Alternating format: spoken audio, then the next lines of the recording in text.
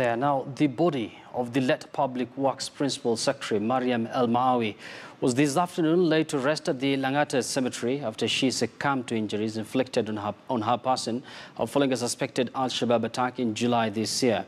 Now, the family, friends and colleagues of the late Mariam eulogized her as a hard-working, dedicated public servant whose expertise and prowess will be highly missed.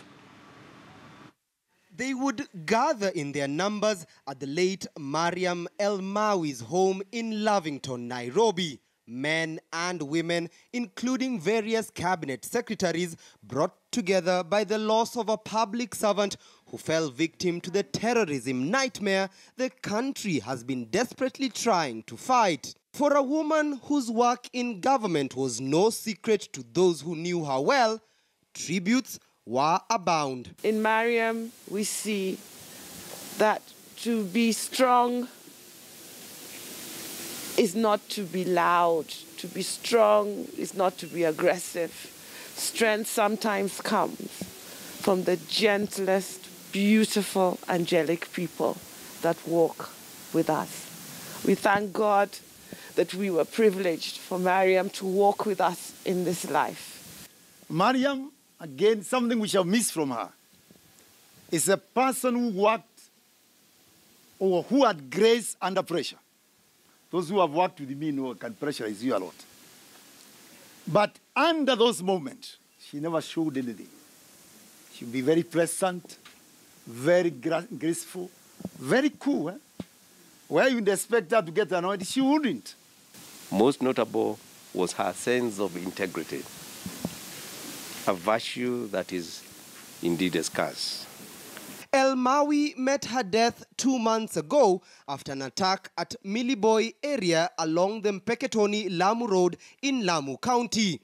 The principal secretary, who was from a LAPSSET project meeting in Lamu town, was abducted alongside 6 others by an unknown number of suspected Al-Shabaab militants. But she managed to escape thanks to a joint rescue operation by the Kenya Defence Forces and the General Service Unit troops. 6 others, including her bodyguard and driver, died that day. El Maawy would pass away on Wednesday in South Africa, where she was airlifted for specialized treatment. I was with her on the plane. Her only child, Leila Ibrahim, offering a heartwarming tribute to those who gathered here to pay their last respect. My mother is an incredible woman, and she was everything to me. We had our battles, the two of us, as every mother and daughter does. But at the end of the day, we were a team, and we did everything together. We always supported each other, and she was my biggest cheerleader. And from this day, I don't know if I will ever be able to fill the space that she has left. The body of the late architect would later be taken to the Masjid Nur Mosque in South Sea for final prayers before her burial at the Langata Cemetery.